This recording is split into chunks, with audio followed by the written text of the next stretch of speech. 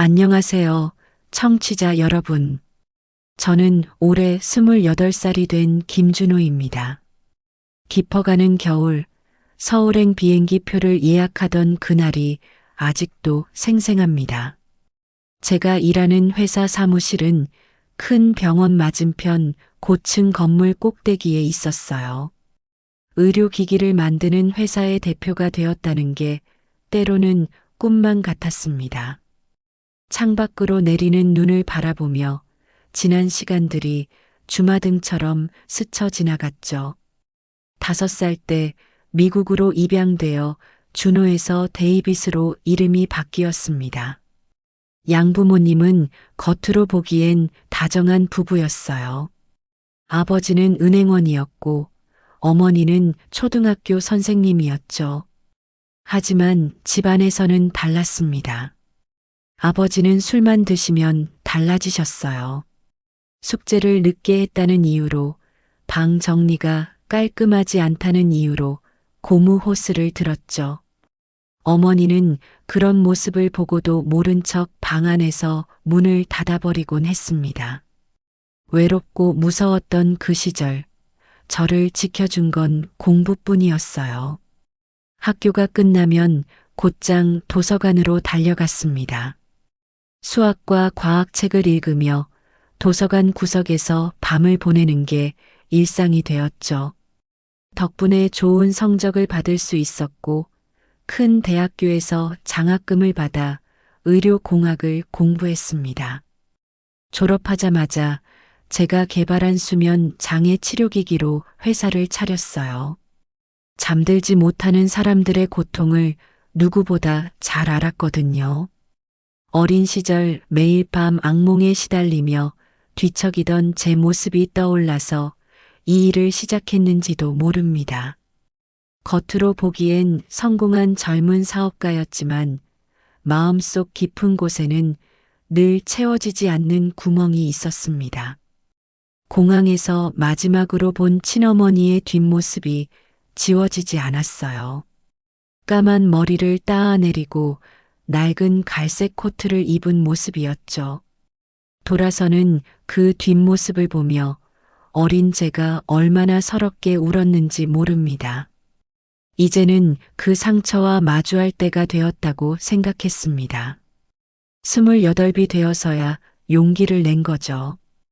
23년 만에 처음으로 한국행 비행기 표를 끊었습니다. 창밖에 눈발이 더욱 거세게 휘날렸지만 제 마음은 이상하게도 차분해졌어요. 어머니를 찾아 물어볼 게 있었습니다. 왜 저를 포기했는지, 그동안 단 한 번도 연락하지 않았는지, 23해 동안 쌓인 질문들을 안고 서울로 향했습니다. 이번만큼은 제가 먼저 등을 돌리지 않겠다고 다짐하면서요. 인천공항에 발을 딛는 순간 낯선 공기가 저를 반겼습니다. 23년 만에 귀환이었지만 이상하게도 낯설지만 익숙한 느낌이 들었어요. 공항 벽면의 한글들이 어렴풋이 눈에 들어왔습니다. 다행히도 어릴 때 배운 한글은 잊지 않았더라고요. 입양기관에서 받은 서류 한 장을 들고 강북구의 한 주소를 찾아갔습니다. 어머니의 마지막 주소지였죠. 하지만 그곳에는 이미 다른 건물이 들어서 있었어요. 주변 오래된 가게들을 돌아다니며 물어보았지만 20년도 더 된 이야기라 아는 사람이 없었습니다. 포기하지 않고 입양기관을 다시 찾았어요. 담당자분은 저를 기억하시더군요. 어머니의 예전 직장이었던 봉제 공장 주소를 찾아주셨습니다. 그곳도 지금은 문을 닫았지만 예전 공장 주인분의 연락처를 겨우 알아냈어요. 공장 주인분은 지금 수원에서 작은 옷수선 가게를 하고 계셨습니다. 찾아뵈니 반갑게 맞아주셨어요. 어머니의 이야기를 꺼내자 한참을 생각하시더니 수첩을 꺼내 한 주소를 적어주셨습니다.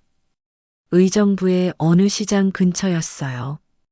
몇 년 전에 우연히 마주쳤던 어머니가 그곳에서 작은 식당을 한다고 들었다고 하셨죠. 택시를 타고 의정부로 향하는 길, 창밖으로 스쳐 지나가는 한국의 풍경이 마치 어릴 적 기억처럼 희미하게 다가왔습니다. 시장에 도착해서 주변을 둘러보는데 가슴이 터질 것만 같았어요. 이제 곧 어머니를 만나게 된다는 생각에 온몸이 떨렸거든요. 좁은 시장 골목을 지나 적힌 주소를 찾아갔습니다. 허름한 간판이 달린 작은 식당이 보였어요. 순인의 백반집. 가게 유리창 너머로 음식을 나르는 주방 아주머니의 뒷모습이 보였습니다. 까만 머리를 틀어 올린 그 뒷모습에서 23해 전의 기억이 되살아났어요. 문을 열고 들어가려다 발걸음이 멈춰졌습니다. 이제 와서 무슨 말을 해야 할지, 어떤 표정을 지어야 할지 혼란스러웠어요. 분명 복수하겠다는 마음으로 찾아왔는데 막상 이렇게 선이 복잡한 감정이 밀려왔습니다.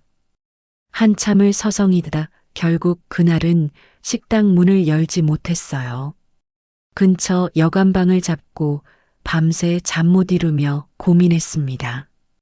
다음 날 아침 시장은 이른 손님들로 북적였습니다. 여관에서 뜬 눈으로 밤을 보내고 나오니 새벽 공기가 차가웠어요. 잠도 못 자고 샤워도 하지 않은 채 어제 본 식당 앞에 다시 서 있었습니다. 이번에는 꼭 들어가리라 마음먹었죠. 문을 열자 밥과 국 냄새가 확 끼쳐왔어요.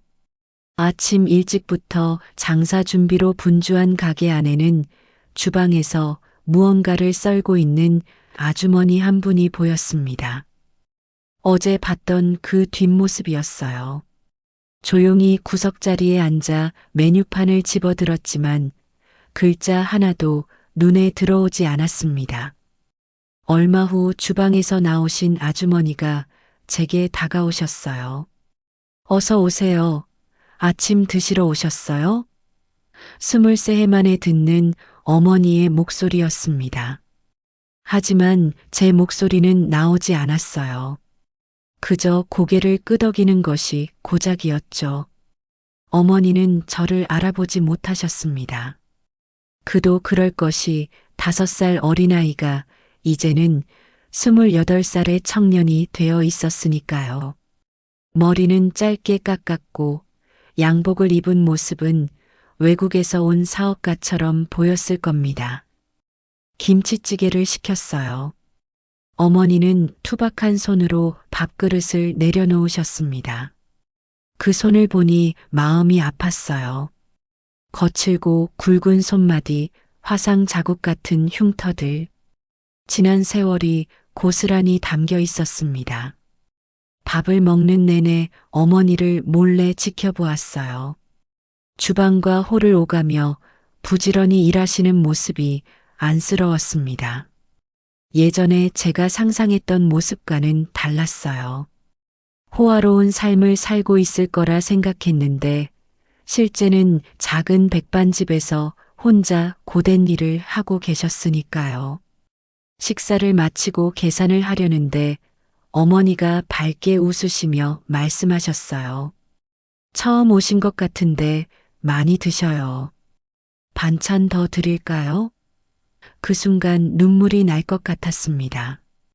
23년 전 공항에서 마지막으로 들었던 말이 떠올랐거든요. 준호야, 잘 먹고 건강하게 자라. 하지만 저는 아무 말도 하지 못했습니다. 조용히 10,000원짜리 지폐를 내밀고 가게를 나왔어요. 바깥 공기가 차가웠지만 가슴 한켠이 뜨거워지는 게 느껴졌습니다. 복수를 위해 찾아온 발걸음이었는데 왜 이렇게 마음이 복잡해지는지 알 수 없었어요. 어머니의 식당을 나온 후 저는 시장 주변을 배회했습니다. 이 동네에서 오래 장사하신 분들을 찾아다니며 어머니의 이야기를 모았어요. 청가물 가게 할머니께서 가장 많은 이야기를 해주셨습니다. 순이? 그 여자 참 불쌍한 사람이요. 식당 열기 전에는 포장마차도 하고 가정집 식모살이도 했다고 하더만. 할머니의 말씀에 가슴이 저려왔어요. 여기 온 지는 5년 됐나? 처음엔 새벽부터 밤늦게까지 포장마차를 했어. 비 오나 눈 오나. 그러다 겨우 식당 자리를 얻었지. 어머니의 지난 삶이 조금씩 그려지기 시작했습니다. 과일 도매상 아저씨는 또 다른 이야기를 들려주셨어요. 순희 씨가 처음 이 시장에 왔을 때는 많이 아파 보였어. 허리도 못 펴고 공장에서 일하다 다쳤다고 하더라고. 그래도 참 야무진 사람이야. 혼자서 장사 자리 잡을 때까지 얼마나 고생했는지. 시장 구석구석을 돌아다니며 어머니의 흔적을 찾았습니다. 어머니가 자주 가시는 약국도 들렀어요. 약사님은 어머니가 관절약을 자주 사가신다고 했습니다. 오래 서서 일하다 보니 다리가 많이 아프시다고요. 그러다 우연히 시장 뒷골목에 있는 작은 사진관을 발견했어요. 사진관 주인 할아버지는 어머니의 옛 사진을 가지고 계셨습니다. 3년 전 식당 개업식 때 찍은 사진이었어요. 사진 속 어머니는 수줍게 웃고 계셨습니다. 허름한 식당 앞에서 앞치마를 두르고 찍은 사진이었지만 어머니의 표정에서 자부심이 느껴졌어요. 이 사람 참 착해. 매달 시장 청소하는 날이면 청소 아줌마들 밥 공짜로 주고 몸도 안 좋으면서 매일 새벽부터 나와서 준비하고. 사진관 할아버지의 말씀이 계속 이어졌습니다. 저녁이 되어 시장이 조용해질 무렵 어머니의 식당 앞에 다시 서 있었어요. 불이 환하게 켜진 가게 안에서 어머니는 여전히 분주하게 움직이고 계셨습니다. 창가에 기대어 서서 한참을 바라보았어요. 미국에서 상상했던 어머니의 모습은 점점 희미해져 갔고 현실의 어머니는 제가 알지 못했던 새로운 모습으로 다가왔습니다. 다음 날 봉제 공장 주인분이 말씀해 주신 또 다른 주소를 찾아갔습니다. 의정부에서 멀지 않은 곳에 있는 작은 마을이었어요. 그곳에는 어머니와 함께 일했던 박영자 할머니가 살고 계셨습니다. 할머니는 저를 보자마자 깜짝 놀라시더니 울음을 터뜨리셨어요. 내가 순이 애기구나. 얼마나 찾았는지 모른다. 할머니 말씀으로는 어머니가 저를 찾으려 무진애를 쓰셨다고 합니다. 순이가 얼마나 울었는지 아니? 양부모님한테 몇 번이나 편지를 보냈는데 답장이 온 적이 없었어. 그래도 매달 내 생일이면 케이크를 사다가 혼자 초를 불었어. 할머니의 말씀에 저는 말을 잃었습니다. 할머니는 오래된 상자를 꺼내 오셨어요. 그 안에는 어머니가 모아두었던 제 흔적들이 가득했습니다. 입양 동의서 사본, 제가 탔던 비행기 표, 그리고 낡은 폴라로이드 사진 한 장. 5살의 제가 어머니 품에 안겨 있는 사진이었어요. 순이는 널 보내고 1년 동안 제정신이 아니었어. 공장에서 일하다가 바늘에 손가락을 몇 번이나 찔렸는지 몰라. 그래도 돈을 모아서 널 찾으려고 했는데. 할머니의 이야기는 계속 이어졌습니다. 어머니는 저를 보내고 난 후 봉제 공장에서 야근을 자청했다고 해요. 잠깐이라도 쉬면 제 생각이 나서 견딜 수 없었다고 합니다. 손가락이 굽어질 정도로 일했지만 모은 돈은 고리대 금업자에게 모두 빼앗겼답니다. 사기를 당한 거죠. 순이는 지금도 널 원망하지 않아.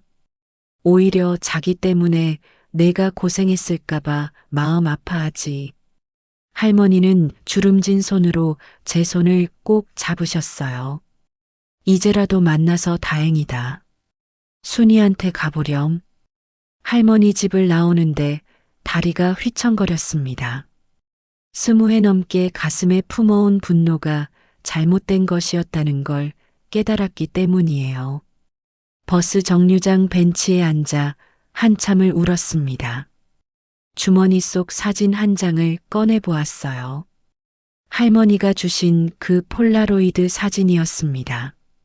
어머니의 환한 미소가 제 마음을 더욱 아프게 했어요. 그날 밤 여관방으로 돌아와 창밖을 바라보며 오랜 시간을 보냈습니다. 손에는 할머니가 주신 폴라로이드 사진을 쥐고 있었어요. 흑백 사진 속에서 환하게 웃고 있는 어머니와 제 모습이 달빛에 비쳐 보였습니다. 지난 20여 년간 제가 그려왔던 어머니의 모습은 모두 잘못된 것이었습니다. 호화로운 삶을 살며 저를 잊었을 거라 생각했던 상상은 산산조각이 났어요. 그 자리에 허리 굽어진 채 포장마차를 끌던 어머니, 매일 새벽 식당 문을 여는 어머니의 모습이 자리 잡았습니다. 서랍에서 일기장을 꺼내 펼쳤어요.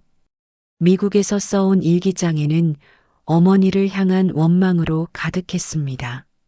하지만 이제는 그 글자 하나하나가 저를 부끄럽게 만들었어요. 양부모님께 보낸 편지들은 어디로 간 걸까? 제 생일마다 홀로 케이크 촛불을 붙이시던 어머니를 생각하니 눈물이 멈추지 않았습니다. 밤이 깊어갈수록 어릴 적 기억이 선명하게 떠올랐어요. 재봉틀 돌아가는 소리를 자장가 삼아 잠들었던 기억, 어머니의 허리띠에 매달려 놀던 기억, 그리고 공항에서 마지막으로 들었던 잘 먹고 건강하게 자라라는 말이 메아리처럼 울렸습니다. 새벽녘 작은 테이블에 앉아 편지를 써내려갔어요. 수십 번을 다시 쓰고 지웠습니다. 어떤 말로도 제 마음을 다 담을 수 없었거든요. 결국 한 장의 종이에 어머니, 저 준호입니다. 라는 말만 겨우 적을 수 있었습니다. 아침이 밝아오자 식당으로 향했어요. 이른 시간이었지만 어머니는 이미 가게 문을 열고 계셨습니다. 머릿속으로 수없이 연습했던 말들이 있었지만 정작 가게 앞에 서니 아무 말도 떠오르지 않았어요. 주머니 속의 편지가 제 심장 소리만큼이나 크게 느껴졌습니다. 가게 유리창 너머로 보이는 어머니의 뒷모습을 바라보았어요. 이제는 그 뒷모습이 차갑게 느껴지지 않았습니다. 그저 삶의 무게를 묵묵히 견뎌온 작은 어깨일 뿐이었어요.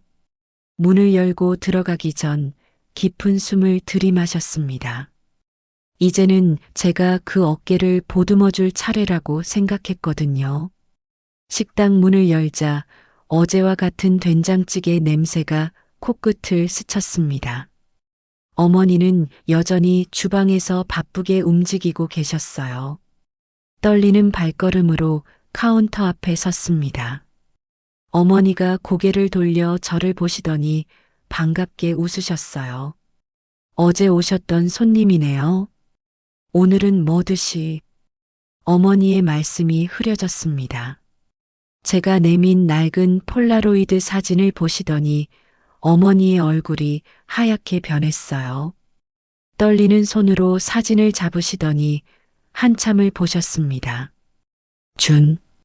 준호야? 어머니의 목소리가 떨렸어요. 저는 고개를 끄덕였습니다. 그 순간 어머니의 눈에서 눈물이 흘러내렸어요. 쟁반을 든 손이 떨리더니 그대로 그릇들이 바닥에 떨어졌습니다. 하지만 아무도 그 소리에 신경 쓰지 않았어요. 어머니는 그대로 주저앉으셨습니다. 저는 얼른 다가가 어머니를 부축했어요. 가까이서 보니 어머니의 머리카락이 많이 하얗게 새어 있었습니다. 주름진 얼굴에는 세월의 흔적이 고스란히 담겨 있었어요. 우리 준호, 우리 준호. 어머니는 계속해서 제 이름을 부르셨습니다.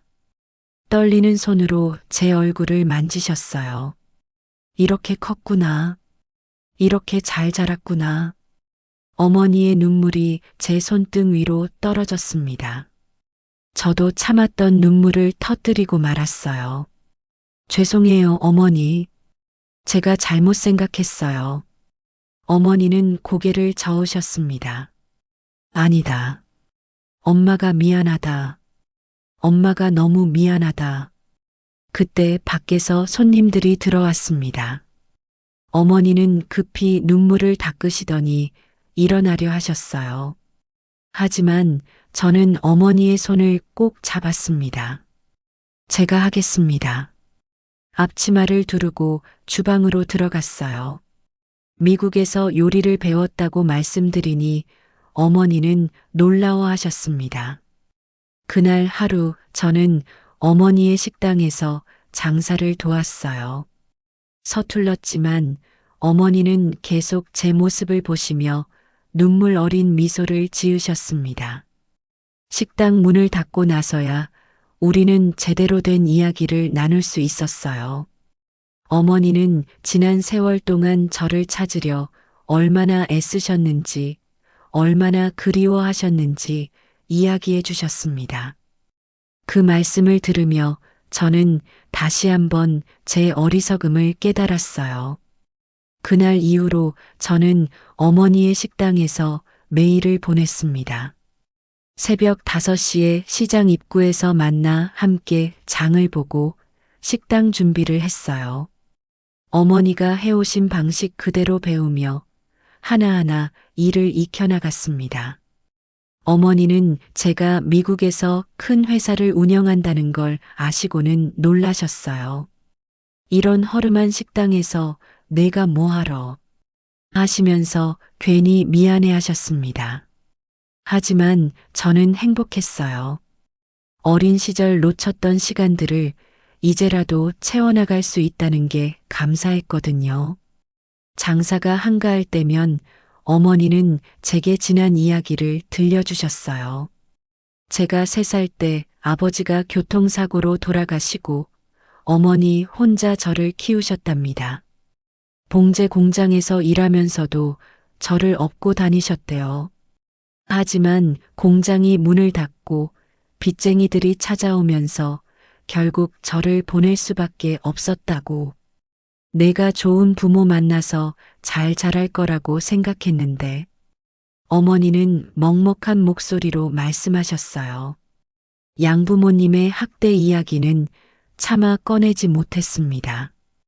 대신 이제부터는 제가 어머니 곁에서 효도하며 살겠습니다. 라고 약속드렸어요. 어느 날 단골 손님이셨던 할머니께서 우리 모자를 보시더니 순희 씨, 아들이랑 똑같이 생겼네. 라고 하셨습니다. 그 말씀에 어머니는 얼굴 가득 미소를 지으셨어요. 저도 모르게 코끝이 찡해졌습니다. 식당 일을 거들면서 어머니의 건강이 좋지 않다는 걸 알게 되었어요. 오래 서 있으면 다리가 붓고 허리도 많이 아프셨거든요. 병원에 모시고 가려 했지만 어머니는 장사 못하면 어떡하냐며 거절하셨습니다. 그래서 저는 결심했어요. 식당 옆 건물에 작은 사무실을 얻어 미국 회사 일을 보기로 했습니다. 화상회의로 충분히 할 수 있는 일이었거든요. 아침엔 어머니와 함께 식당을 열고 낮에는 회사 일을 하고 저녁엔 다시 식당을 돕는 생활이 시작되었어요. 한 달이 지나고 계절이 바뀌었습니다. 시장 골목에도 봄바람이 불어오기 시작했어요. 어머니의 식당은 조금씩 달라지고 있었습니다. 낡은 간판을 새로 바꾸고 주방 기구들도 새 것으로 교체했어요. 어머니는 처음엔 돈 낭비라며 만류하셨지만 제가 고집을 부려 받아들이셨습니다. 어머니도 조금씩 변하고 계셨어요. 허리를 펴고 걷는 날이 많아지셨고 웃음소리도 커지셨습니다.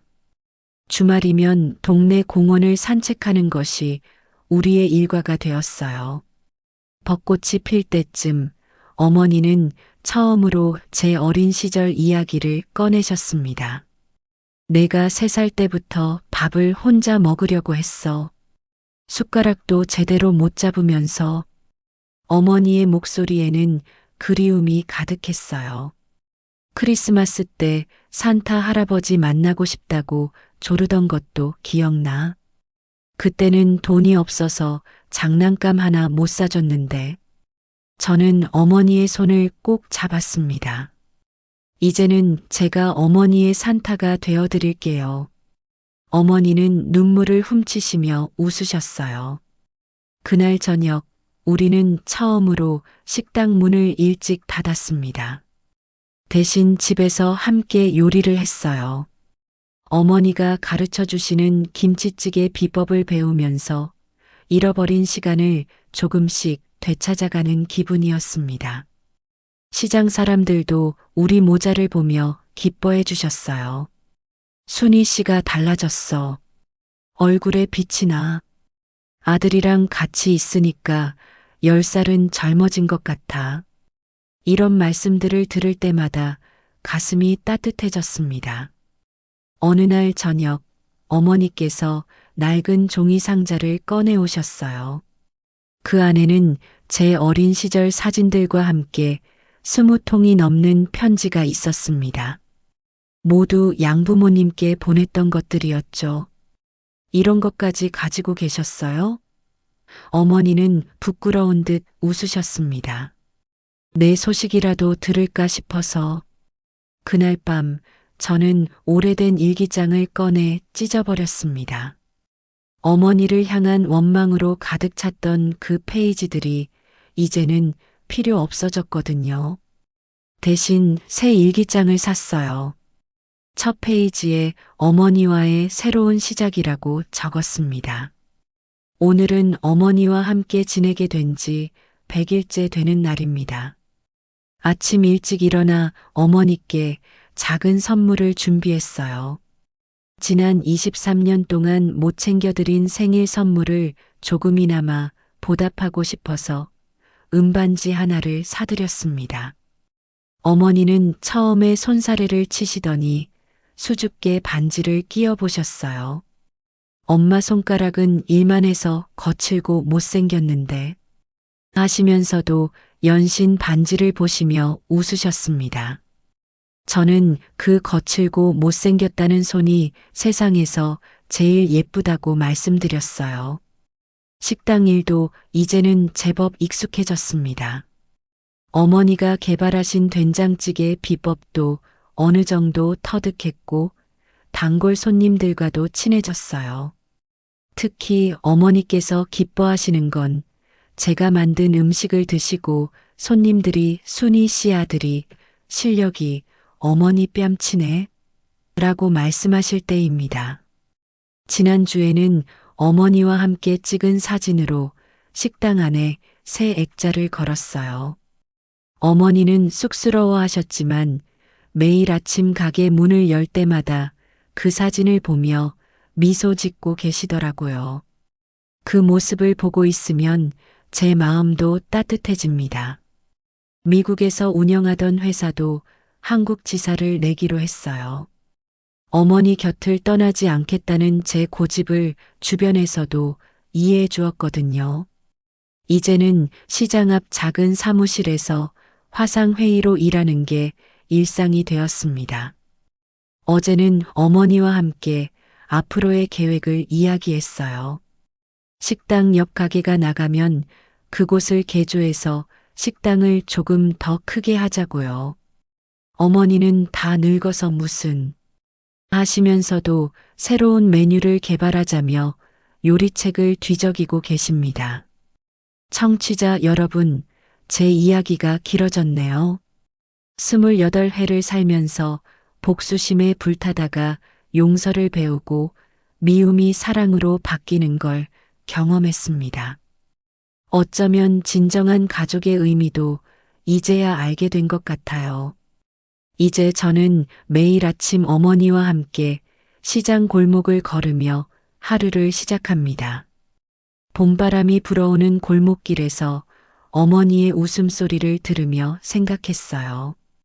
이제는 제가 어머니의 든든한 비타민이 되어드리고 싶습니다. 그리고 마지막으로 한 가지 더 말씀드리고 싶은 게 있어요. 지금 이 순간에도 누군가를 원망하고 미워하는 분이 계시다면 잠시 멈춰서서 그분의 삶도 한번 바라봐 주셨으면 좋겠습니다. 제가 그랬던 것처럼 그 안에서 우리가 몰랐던 사랑을 발견하게 될지도 모르니까요. 안녕하세요, 청취자 여러분. 이른 봄날 아침 라디오에 제 이야기를 들려드립니다. 저는 올해 25살이 된 서지원이라고 합니다. 지금은 강남의 IT 회사에서 프로그래머로 일하고 있지만 제 어린 시절은 전라도 구례의 작은 산골 마을에서 시작되었습니다. 창밖으로 스치는 도시의 불빛을 바라보며 문득 할머니의 댁 마루에 걸려있던 낡은 전구가 떠올랐습니다. 그 희미한 불빛 아래서 보낸 어린 시절이 마치 어제 일처럼 선명하게 기억나요. 3살이던 제가 처음 할머니 집에 왔을 때 낯선 시골집 마루에 덜덜 떨며 서 있었다고 해요. 부모님의 이혼은 제게 큰 상처였습니다. 아버지는 술주정이 심했고 어머니는 참다 결국 집을 나가셨어요. 두 분 다 새로운 가정을 꾸리시면서 저는 할머니께 맡겨졌죠. 잠시만 맡길게요. 라던 부모님의 말씀은 영영 지켜지지 않았습니다. 할머니는 제가 세상에서 제일 싫어하던 말씀이 있으셨어요. 지원아, 엄마 아빠는 너를 사랑한다. 그때마다 저는 화를 냈습니다. 사랑한다면 왜 연락 한 번 없는지, 왜 명절에도 보러 오지 않는지, 어린 마음에 이해할 수 없는 것들이 너무 많았거든요. 할머니는 저를 키우시느라 고생이 많으셨습니다. 이른 봄부터 늦가을까지 배추 농사를 지으셨어요. 마을에서 제일 맛있다는 할머니의 김치는 서울 식당에도 납품되었죠. 학교 운동회 때면 다른 아이들은 엄마 아빠와 함께였지만 저는 늘 할머니와 둘이었어요. 할머니는 제가 달리기를 할 때면 느린 걸음으로 트랙을 따라 끝까지 걸으셨습니다. 우리 지원이가 최고다. 외치시던 할머니의 목소리가 지금도 귓가에 맴돕니다. 중학교에 들어가면서부터는 반항이 시작됐어요. 낡은 집이 싫었고 할머니의 구수한 사투리가 창피했습니다. 휴대폰을 사달라고 떼를 쓰고 매일 같이 투정을 부렸죠. 다른 애들은 다 있는데 나만 없어. 할머니랑 살기 싫어. 그럴 때마다 할머니는 한숨만 깊이 쉬셨어요. 고등학교 때는 아예 기숙사에 들어가 버렸습니다. 주말에도 공부한다는 핑계로 집에 잘 가지 않았어요. 할머니는 한 달에 한 번이라도 보러 오시겠다고 하셨지만 저는 매번 바쁘다는 핑계를 대며 피했습니다. 서울의 대학에 합격하고 난 뒤로는 아예 발길을 끈다시피 했어요. 명절에 잠깐 들르는 게 전부였죠. 취직하고 나서는 더 뜸해졌습니다. 월급을 받으면 조금씩 송금은 했지만 얼굴 한번 비추기가 어려웠어요. 서울에서 바빠서 라는 말로 변명을 했지만 사실은 제 마음속 어딘가에 웅크리고 있는 어린 시절의 상처를 마주하기가 두려웠는지도 모릅니다. 그러던 어느 날 갑작스러운 전화 한 통을 받았습니다. 할매가 쓰러지셨다. 라는 이장님의 떨리는 목소리에 저는 그 자리에서 무너져 내렸어요. 10시간이나 걸리는 시골길을 달려가는 동안 제 마음속에서는 후회와 걱정이 뒤엉켜 눈물이 멈추지 않았습니다. 구례행 막차 버스 안에서 보는 창밖 풍경은 낯설면서도 익숙했습니다. 어둑해진 하늘 아래로 까만 산등성이가 이어지고 군데군데 깜빡이는 농가의 불빛이 반딧불처럼 보였어요. 10년 전 대학 입학하면서 이 버스를 탔던 기억이 났습니다. 그때는 이 길을 빨리 벗어나고 싶다는 생각뿐이었는데 지금은 왜 이리 가슴이 먹먹해지는지 모르겠어요. 터미널에 내리자 이장님이 오토바이를 타고 마중 나와 계셨습니다. 애기야, 할매는 지금 병원에 계셔. 애기라고 부르는 말에 코끝이 찡했어요. 저는 여기서는 영원히 최고집 애기였나 봅니다. 할머니의 성이 최 씨라서 마을 사람들은 저희 집을 최고집이라고 불렀거든요. 오토바이 뒷자리에 앉아 마을길을 올라가는데 기억나는 것들이 하나둘씩 모습을 드러냈습니다. 마을 입구에 오래된 느티나무, 여전히 삐걱거리는 철다리, 그리고 밤이 되면 더 짙어지는 풀벌레 소리까지. 도시에서는 잊고 살았던 것들이 한순간에 밀려왔어요. 할머니 댁에 들르기로 했습니다. 병원 가기 전에 할머니 약을 가져가야 한다고 이장님이 말씀하셨거든요. 대문을 열자 쇠스랑이 녹슬어가는 마당이 눈에 들어왔어요.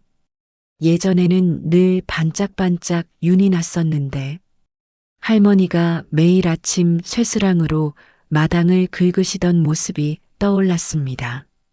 현관문을 열자 익숙한 된장 냄새가 코를 찔렀어요. 할머니는 매년 정월에 된장을 담그셨는데 그 냄새는 여전했습니다. 구석에 놓인 장독대는 더 낡아 보였지만 할머니의 정성은 그대로 담겨 있는 듯 했어요. 안방으로 들어가는 길에 제 눈을 사로잡은 건 할머니의 약상자였습니다. 낡은 과자 깡통을 개조해서 만든 약상자에는 작은 메모지들이 가득했어요. 아침약 마이너스 밥 먹고 바로, 저녁약 마이너스 자기 전에 하는 식의 메모들이 할머니의 삐뚤삐뚤한 글씨로 빼곡했습니다. 그런데 약상자 옆에 놓인 다른 상자가 제 시선을 붙잡았어요. 오래된 과자 상자였는데 그 안에는 제가 보냈던 편지들이 차곡차곡 쌓여 있었습니다. 대학 입학하고 처음 보낸 편지부터 취직해서 보낸 연하장까지, 심지어 제가 중학생 때 반항하면서 쓴 못된 편지까지 하나도 버리지 않고 보관하고 계셨더라고요. 편지들을 뒤적이다가 발견한 낯선 봉투 한 장. 바랜 잉크로 쓰여진 주소는 제가 태어난 병원 이름이었습니다. 20회도 더 된 그 편지를 떨리는 손으로 꺼내 들었어요. 그 순간 이장님의 다급한 목소리가 들렸습니다. 애기야, 할매가 지금 많이 위험하시다. 병원으로 향하는 내내 손에 쥔 편지가 무거웠습니다. 노란빛이 도는 봉투는 오래되어 구겨져 있었고 병원 주소는 흐릿하게 발에 있었어요. 1998년 3월 15일이라고 적힌 날짜는 제가 태어난 지 한 달 되던 때였습니다. 병원 복도를 지나며 편지를 읽었어요. 여러 번 접었다 폈다 한 듯 구겨진 종이에는 제 어머니의 글씨가 가득했습니다. 어머님, 죄송합니다. 저는 지원이를 키울 자신이 없습니다. 남편의 폭력에서 도망치다 보니 이제 제가 갈 곳도 의지할 곳도 없네요. 아이라도 제대로 키워야 하는데 어머님께서 지원이를 맡아주신다고 하셔서 얼마나 감사한지 모릅니다. 하지만 제가 염치 없이 어머님께 부탁드리고 싶은 게 있습니다. 제가 지원이를 찾아오더라도 절대 만나게 해주지 말아주세요. 저 같은 어미는 지원이에게 아무런 도움도 되지 못할 테니까요. 편지는 거기서 끝이 났습니다. 마지막 부분은 눈물 자국인 듯한 얼룩으로 번져 있었어요. 할머니는 이 편지를 받고 어떤 마음이셨을까요? 제가 어머니를 찾을 때마다 왜 할머니는 내 엄마는 너를 사랑한다는 말만 반복하셨는지 이제야 그 뜻을 알 것 같았습니다. 중환자실 앞에 도착하자 의사 선생님이 기다리고 계셨어요. 뇌출혈이 심각합니다. 수술이 필요한데 고령이라 위험할 수 있어요. 의사 선생님의 말씀에 온몸에 힘이 빠졌습니다. 면회 시간이 되어 중환자실로 들어갔습니다. 하얀 병원 침대 위에 누워 계신 할머니는 제가 기억하는 것보다 훨씬 작아 보이셨어요. 주름진 얼굴은 핏기 없이 창백했고 굵은 손가락은 링거줄이 꽂힌 채 미동도 없었습니다. 할머니 곁에 앉아 그 거친 손을 잡았어요. 그제야 보이는 것들이 있었습니다. 손톱 밑에 가득한 흙먼지는 배추밭을 일구시느라 생긴 거겠죠. 굵어진 핏줄은 수십 년을 농사 지으시며 생긴 흔적일 테고요. 왼손 검지에는 제가 어릴 적 바느질을 가르쳐 주시다가 찔리신 상처도 그대로였습니다. 할머니, 목이 메었습니다.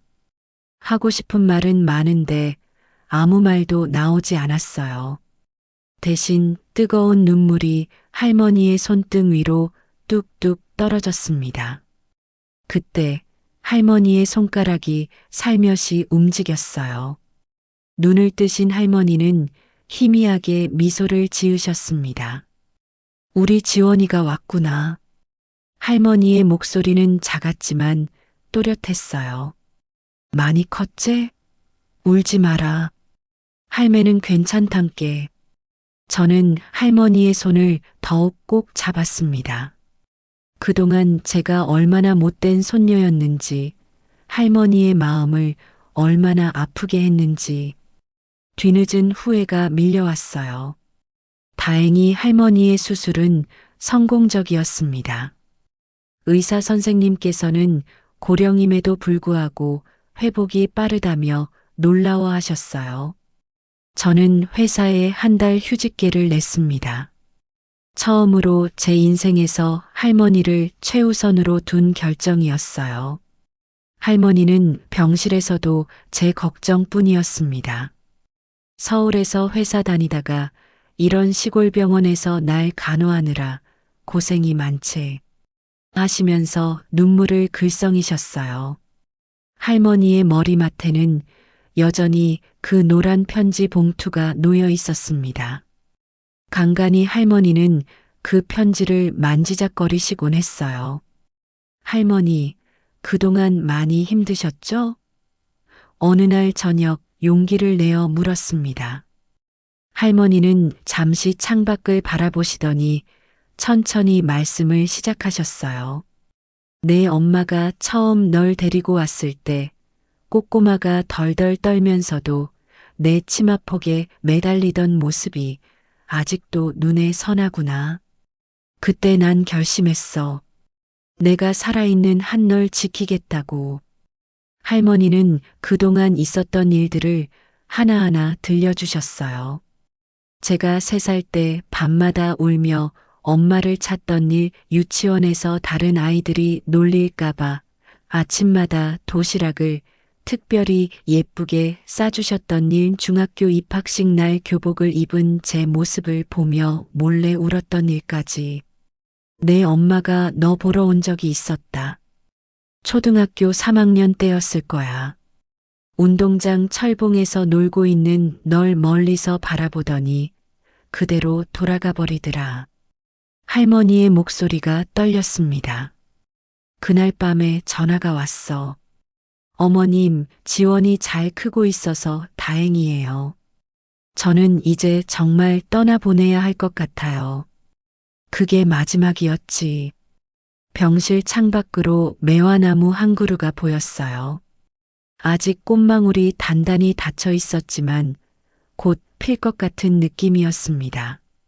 할머니는 매화나무를 보시더니 미소 지으셨어요. 내가 널 키우면서 가장 행복했던 건 아침마다 내 방에 들어가서 자는 얼굴 보는 거였어. 그때만큼은 세상에 아무 걱정도 없는 것 같았지. 할머니의 눈가에 주름이 깊게 패였습니다. 그 주름 하나하나가 저를 향한 사랑이었다는 걸 이제야 알았어요. 병실 한켠에는 제가 가져온 노트북이 놓여 있었습니다. 점심시간이면 회사 일을 조금씩 처리했거든요. 할머니는 그런 제 모습을 신기한 듯 바라보셨어요. 우리 지원이가 저런 거도 할 줄 안다니까. 자랑스러워 하시는 할머니의 모습에 마음이 따뜻해졌습니다. 어느 날은 간호사 선생님이 할머니더러 아들이 효자시네요 라고 하신 적이 있었어요. 그때 할머니는 웃으시며 내 손녀요.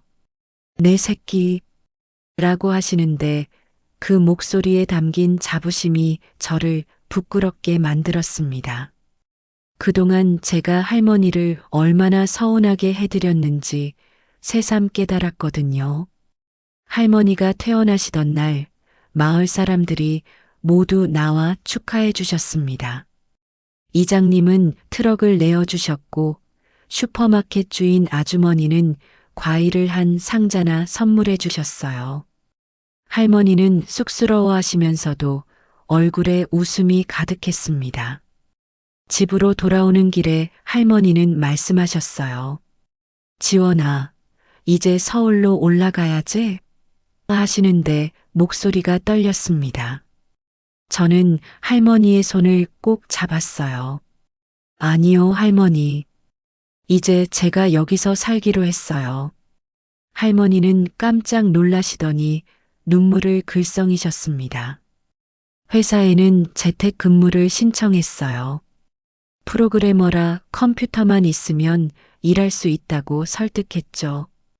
대신 한 달에 한 번은 서울에 가서 회의에 참석하기로 했습니다.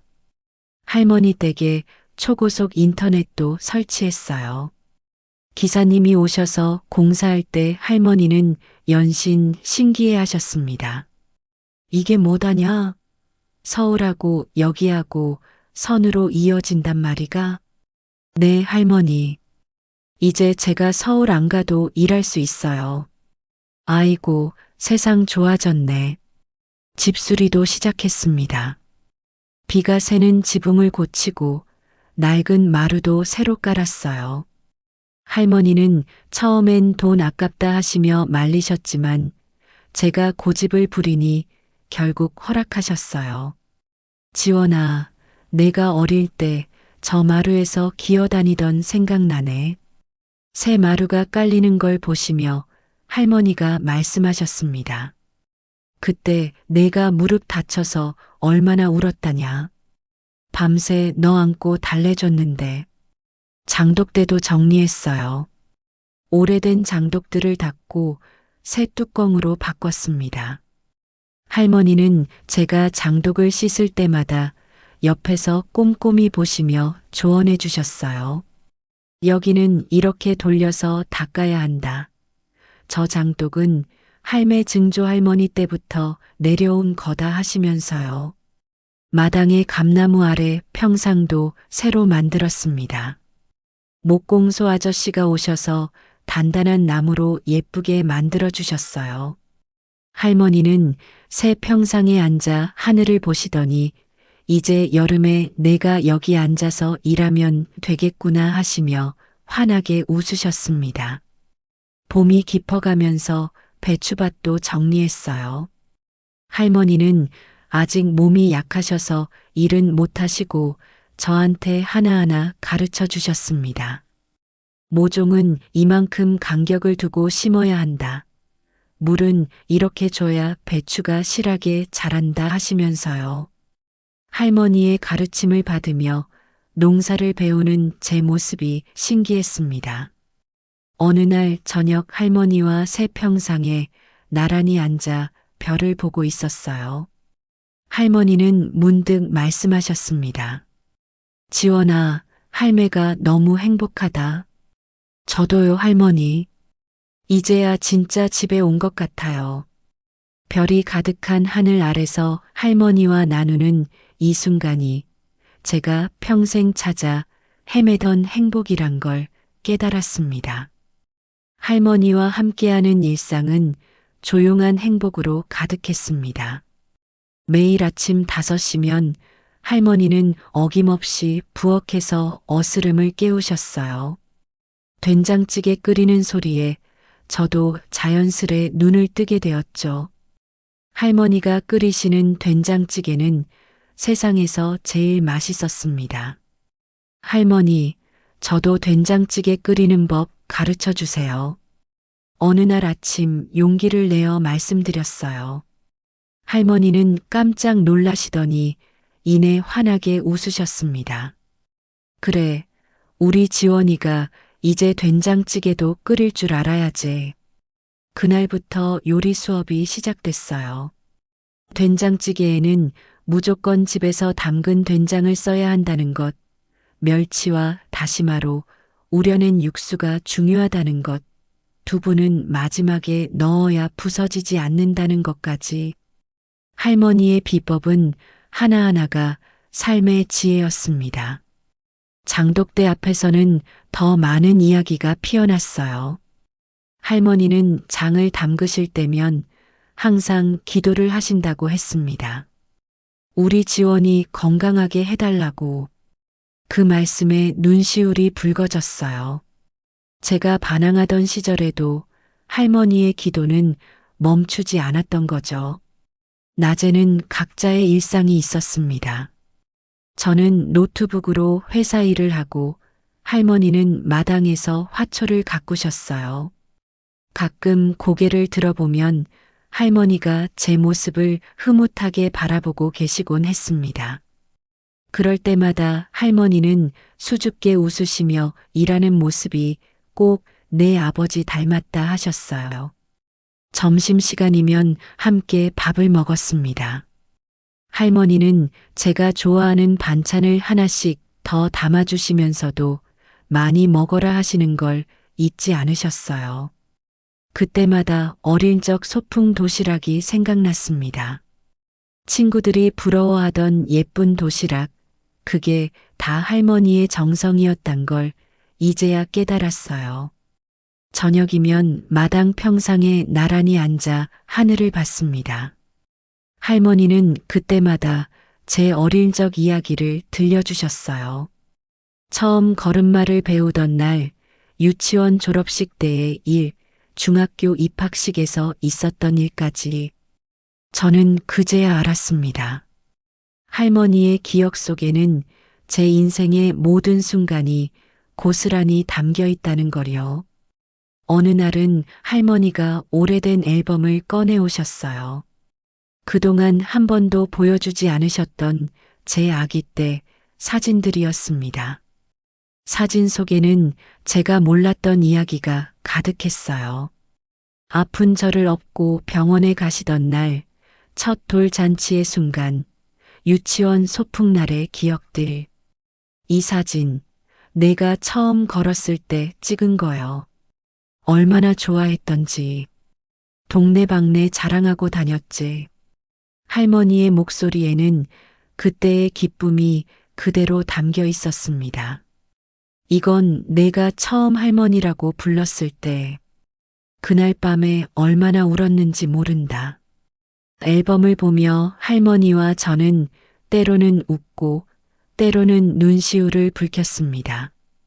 그 사진들 속에는 할머니의 한평생이 고스란히 담겨 있었어요. 그리고 그 시간 속에서 저는 새삼 깨달았습니다.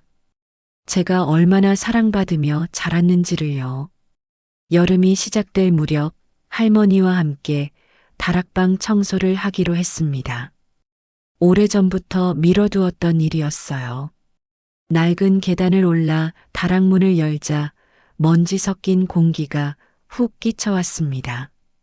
조심해라. 여기 보물이 많이 있어. 할머니의 말씀대로 다락방은 보물창고였어요. 제 어린 시절 교복, 책가방, 신발까지. 할머니는 제 물건을 하나도 버리지 않고 고이 모아두셨더라고요. 구석에서 발견한 나무 상자에는 더 특별한 것들이 있었습니다. 제 탯줄이 든 단지, 100일 때 찍은 사진, 그리고 편지 뭉치들. 노란 봉투들을 하나씩 꺼내보는데 할머니가 조용히 말씀하셨어요. 그건 내 아버지가 보낸 편지들이야. 떨리는 손으로 편지를 펼쳤습니다. 까맣게 변색된 종이에는 낯선 필체가 가득했어요. 어머님, 죄송합니다. 술에 절어 사는 제가 우리 지원이 아버지 자격이 있을까요? 지원이가 저 같은 아버지를 두어 얼마나 부끄러울까요? 어머님께서 키워주시니 이제는 마음이 놓입니다. 편지들은 모두 비슷한 내용이었어요. 자책과 후회, 그리고 저를 향한 그리움. 마지막 편지는 제가 10살 때쯤 쓰인 것이었습니다. 어머님, 이제 정말 떠납니다. 지원이에게 절대 제 소식을 전하지 말아주세요. 제가 없는 게 지원이를 위한 길일 것 같습니다. 다만 부탁드립니다. 지원이가 가끔 아버지를 찾으면 아버지가 지원이를 사랑한다고 꼭 그것만은 전해주세요. 할머니는 편지를 보는 제 어깨를 살며시 감싸 안으셨어요. 할머니, 왜 이걸 이제야? 내가 준비될 때까지 기다렸다, 지원아. 그제야 이해가 되었습니다. 제가 아버지를 원망할 때마다 할머니가 하시던 말씀들, 내 아버지도 너를 사랑한다 하시던 그 말씀의 의미를요. 할머니는 홀로 이 모든 것을 품고 계셨던 거예요. 아버지는 지금은 어디 계세요? 할머니는 깊은 한숨을 내쉬셨습니다. 3년 전에 돌아가셨단다. 알코올 중독으로. 눈물이 흘렀습니다. 슬픔인지 분노인지 모를 감정이 북받쳐 올랐어요. 할머니는 제 등을 가만히 쓰다듬어 주셨습니다. 지원아, 내 아버지도 많이 아팠던 사람이었어. 너를 사랑하지 않아서가 아니라 너무 사랑해서 오히려 멀어진 거였어. 다락방의 작은 창으로 석양이 비쳐들었어요. 할머니와 저는 오랫동안 그 자리에 앉아 있었습니다. 아무 말도 하지 않았지만 그 침묵 속에서 우리는 더 깊은 이야기를 나누고 있었어요. 할머니, 저는 정말 다행이에요. 할머니가 제 할머니라서. 할머니는 제 머리를 쓰다듬으시며 빙그레 웃으셨습니다. 나도 다행이다. 네가 내 손녀라서. 아버지의 편지를 읽은 후 저는 큰 결심을 하게 되었습니다. 할머니의 배추밭을 더 크게 일구어 제대로 된 농사를 짓기로 한 거예요. 할머니가 평생 일구어 오신 이 터전을 이어가고 싶었습니다. 지원아, 힘들 텐데. 할머니는 걱정스러운 눈빛으로 말씀하셨지만 제 결심은 확고했어요. 할머니, 이제는 제가 할머니 도와드릴 차례예요. 제가 회사 일하면서도 할 수 있어요. 처음에는 서툴렀습니다. 모종을 심다가 망치기도 하고 물주기 타이밍을 놓쳐서 배추가 시들기도 했어요. 하지만 할머니는 한 번도 저를 나무라지 않으셨습니다. 대신 꼼꼼하게 가르쳐 주셨어요. 배추는 마음이 여려. 내가 웃으면서 심어야 잘 자란단다. 할머니의 말씀대로였어요. 정성껏 돌본 배추들은 하루가 다르게 자라났습니다. 어느 날은 마을 청년회에서 연락이 왔어요. 젊은이들이 하나둘 떠나가는 마을에 제가 정착했다는 소식을 듣고 함께 마을 발전을 위해 일해보자고 하더군요. 저는 기꺼이 동참했습니다. 첫 번째 프로젝트는 마을 온라인 장터였어요. 제가 가진 IT 지식을 활용해서 마을 농산물을 온라인으로 판매하는 사이트를 만들었습니다. 할머니의 김치를 첫 상품으로 올렸죠. 지원아, 이게 뭐다냐? 컴퓨터로 김치를 판다고? 할머니는 신기해 하시면서도 걱정스러워 하셨어요. 하지만 첫 주문이 들어왔을 때 할머니의 눈시울이 붉어지셨습니다. 서울에서 우리 김치를 사겠다고? 아이고. 주문은 입소문을 타고 점점 늘어났어요. 할머니의 김치를 맛본 손님들이 SNS에 후기를 올리기 시작했거든요. 시골 할머니의 진짜 김치, 잊고 있던 어릴 적 그 맛이라는 댓글들이 달렸습니다. 마을 다른 농가들의 참여도 늘어났어요. 순이 할머니네 고추장 말자 할머니네 된장, 영수 아저씨네 딸기. 마을 특산품들이 하나둘 온라인 장터에 자리 잡았습니다. 우리 지원이가 마을을 살리는구나. 할머니는 자랑스러워 하시면서도 저를 걱정하셨어요. 회사 일에 농사 일에 마을 일까지 너무 무리하는 거 아니냐고요. 하지만 저는 행복했습니다. 특히 기뻤던 건 온라인 장터 덕분에 젊은이들이 하나둘 마을로 돌아오기 시작했다는 거예요. 농사와 인터넷을 접목시키니 수입이 괜찮다는 소문이 난 덕분이었죠. 빈집이었던 마을 골목에 다시 불빛이 하나둘 켜지기 시작했습니다. 어느 가을날 할머니와 함께 수확한 배추로 김장을 할 때였어요. 마당에는 이웃들이 모여 웃음소리가 가득했습니다. 할머니는 그 모습을 보시더니 작게 중얼거리셨어요. 내 아버지가 이걸 봤으면 좋아했을 텐데. 저는 할머니의 손을 꼭 잡았습니다. 이제는 아버지를 미워하지 않아요. 오히려 감사해요.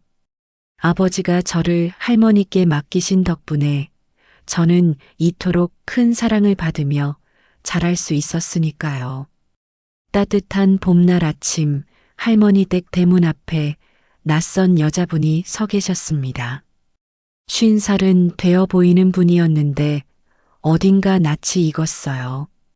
그분은 저를 보더니 그 자리에서 그만 주저앉으셨습니다. 지원아. 그 순간 저는 알았어요. 20해 만에 찾아오신 어머니였습니다. 할머니는 어머니를 보시자마자 달려나오셔서 부축하셨어요. 아이고 왔구나. 들어오래이. 할머니의 목소리가 떨렸습니다. 마당의 평상에 셋이 앉았습니다. 봄바람에 매화꽃잎이 하늘거렸어요. 어머니는 한참을 말씀을 잇지 못하시다가 천천히 입을 여셨습니다. 지원아, 미안하다. 엄마가. 어머니의 눈에서 눈물이 흘렀어요. 할머니는 조용히 어머니의 등을 쓰다듬어 주셨습니다. 말자네 딸이 온라인에서 우리 김치를 사 먹었다더구나. 거기 올린 사진에서 지원이를 봤다. 이제야 용기를 내서.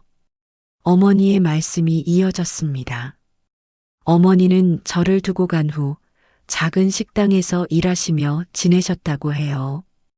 혼자 살면서 매달 조금씩 돈을 모아 통장을 만드셨답니다.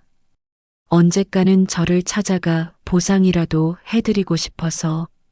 하지만 그 돈은 사기를 당해 모두 잃으셨대요. 그때 내가 얼마나 보고 싶었는지. 하지만 빈손으로 찾아갈 용기가 없었어. 어머니의 이야기를 들으며 할머니는 계속 고개를 끄덕이셨어요. 다 지나간 일이여. 이제 왔으니 됐어. 저는 조용히 자리에서 일어나 부엌으로 향했습니다. 할머니께 배운 대로 된장찌개를 끓이기 시작했어요.